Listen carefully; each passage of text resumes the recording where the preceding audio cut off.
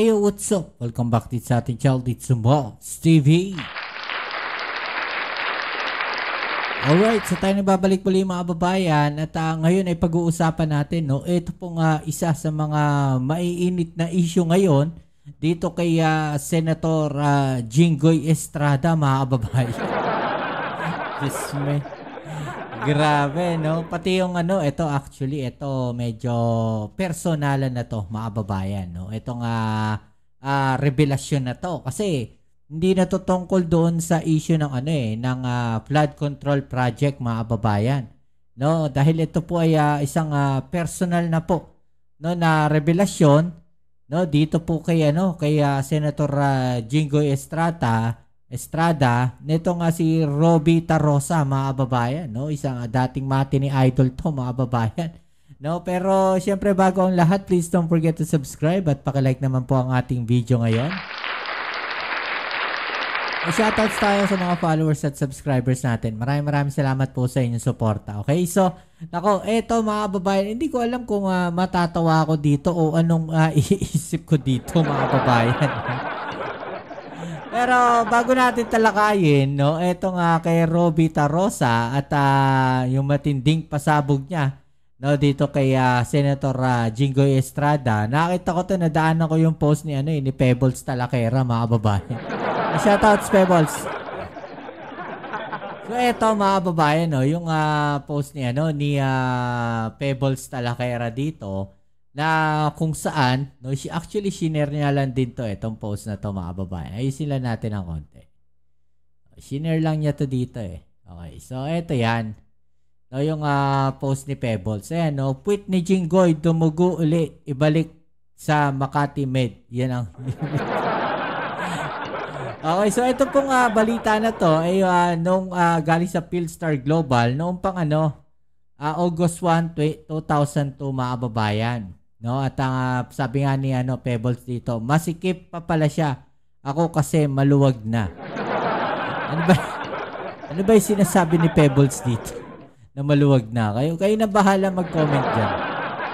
No, pero iba kasi, no, yung nakasulat dito. Kasi sabi dito, mga babayan, no, muling nangulit ang abogado ni dating San Juan Mayor Jinggoy Estrada na ilipat ang kanyang kliyente sa Makati Medical Center dahil sa muling pagdurugo umano ng puwit nito noong nakaraang linggo. Naghain ng urgent motion si Attorney Noel Malaya para payagan si Estrada na mailipat sa Makati Medical Center, batay na rin sa rekomendasyon ng family doctor nilang si Dr. Lorenzo Hoxon. Yeah? So, bakit kaya, mga kababayan? Bakit kaya dumugo yung wet packs? Baka naman may sakit kayo naman. Masyado naman kasi yung mga iniisip ninyo, mga kababayan. Masyado madumi. No? Baka naman may sakit, mga kababayan. Di na pala birhen kuyukot ni Jinggoy, no? Nagpa-anal injection. Sabi dito, wrong hole daw, mga babae. Nakalimutan niya yung baon niya. No? Nakalimutan daw yung baon. 2025 na, kaya baka maluwang na. Okay, so ito nagiging lang to, mga babae. Kumbaga nakakapag-throwback lang sila. Nagiging nagiging usap-usapin lang itong balita na to, mga babayan. No, pero ang totoong issue dito, usapin dito ay ito pong pasabog, no, ni Robby Tarosa, mga babayan. Grabe to. No, ayon dito sa Abante, no, nagbanta ang dating matini idol commercial model na si Robby Tarosa, no, na may ibubunyag siya tungkol kay Senator Jinggoy Estrada kung hindi ito magre-resign, mga babayan. No, pinagre-resign niya si Senator Jinggoy Estrada dahil kung hindi daw magre-resign, meron daw siyang pasasabugin, mga babayan.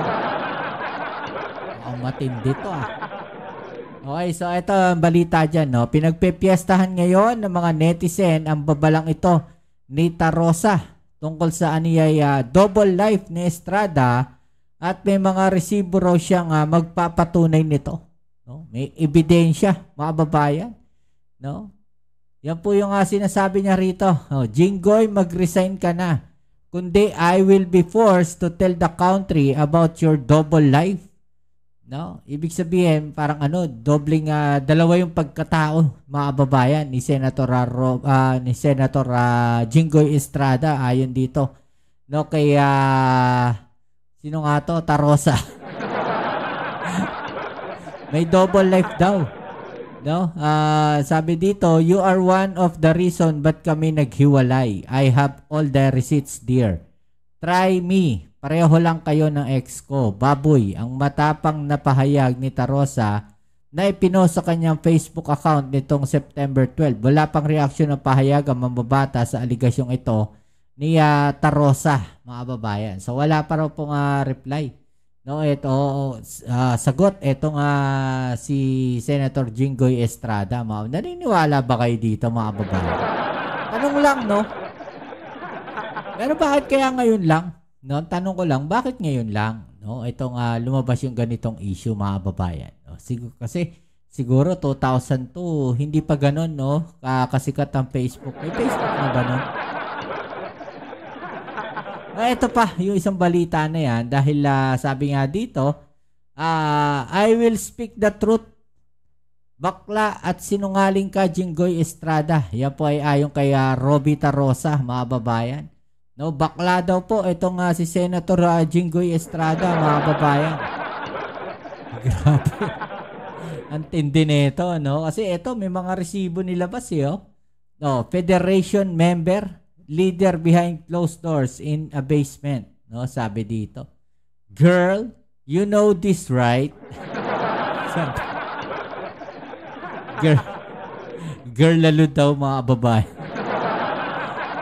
Grabe, tindi rito, no? Libel yan. No, sabi dito. I have receipts po. Pati si Joed magtetestigo. Paano sila Nako po, grabe. Statement na po. Habang nangampanya dati for FPJ, no? Ako, nagtitirahan daw, mga babayan. Habang nangampanya dati for FPJ. Grabe, tindi nito, Ang tindi nito, mga babayan. Habang nangangampanya, nagtitirahan. Uy. Grabe naman yun, mga kababayan. Totoo ba to? Agulat to, Tindi na ito, sabi dito, kung totoo man na may double life si Jinggoy, let me be clear, one's gender or sexuality is not and should never be the issue. The real issue is corruption, no? Ito yung sabi niya, mga babayan, no? Parang ang issue talaga dito is yung corruption, mga babayan, no? At hindi daw po, no, yung gender, no, ng isang tao, sexuality ng isang tao, mga babayan. Now, once proven guilty, the only crown Jinggoy deserves is shame and accountability, and I thank you. Yung sabi niya dito, his being a liar is the issue. Once a liar, always a liar. Anong kapatid ng sinungaling? Alam mo na. Magdanakaw. Tragis na yan. Grabe, no? Nang away ka na naman, bro. For the love of our country, sis, sinungaling yan. And to watch him grill these witnesses makes my blood boil. Kupal yan, grabe. Grabe, no? Tinawag na kupal si Senator Jinggoy Estrada. Sabi dito sa isang komento, mga babayan, ito, basahin lang natin. Di nakakatuwa mga sinasabi nyo. Nasa gitna ng malaking problema, financial, pinag-uusapan dito at tayong lahat apektado, lalong-lalo na yung mga nilulubog ng baha. Paepal tong isang to, di naman sikat. May bakla palang baboy.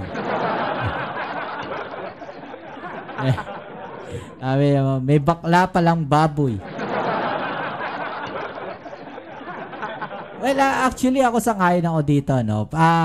Sa kanila na 'yon. Bahala na sila kung magtirahan sila about personal life or anything, mga babayan. No, pero ang issue talaga dito na nakikita natin is yung yung korupsyon at yung usapin sa mga pagbaha na yan, sa mga confidential funds tuloy.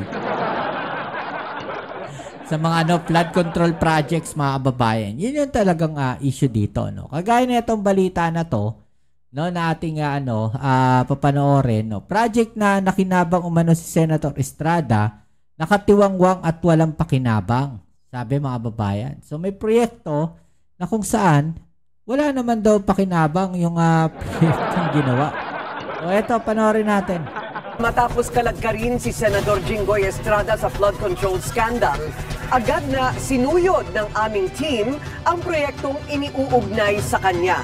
Okay, so nag-imbestiga, no? In short, nag-imbestiga itong Bilyonaryo News Channel o itong agenda, mga babayan, tungkol doon sa mga project. No, kagaya nung ginagawa ni Senator Lacson, mga babayan, no?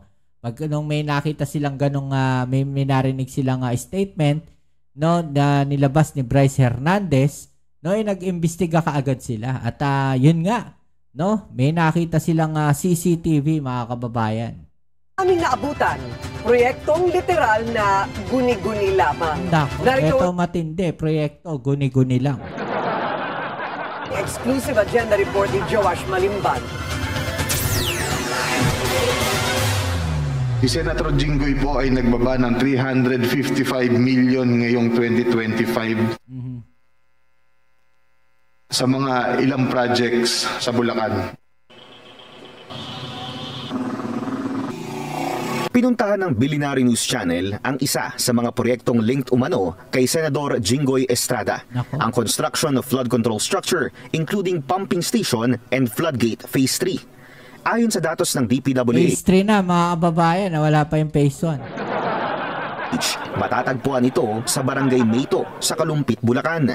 Ang kontratista, ang Alpha and Omega na naman, no? Diskaya na naman to, mga babayan.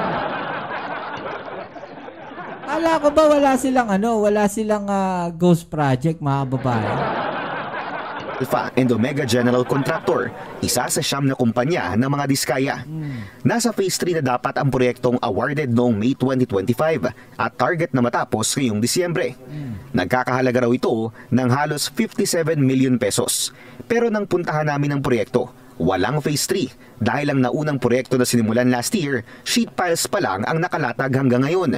Walang kahit isang pumping station at walang floodgate.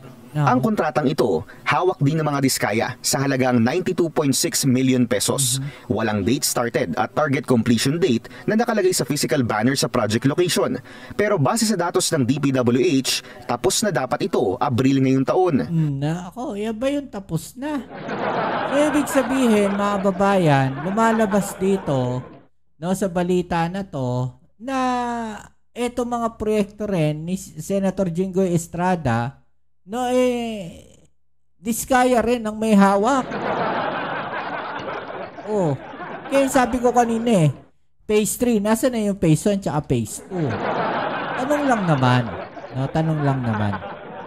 Nakausap namin ng backhoe operator na nasa project location. Kwento niya, August 30 raw natapos ang kontrata ng Alpha and Omega para sa 92.6 million peso project na ito.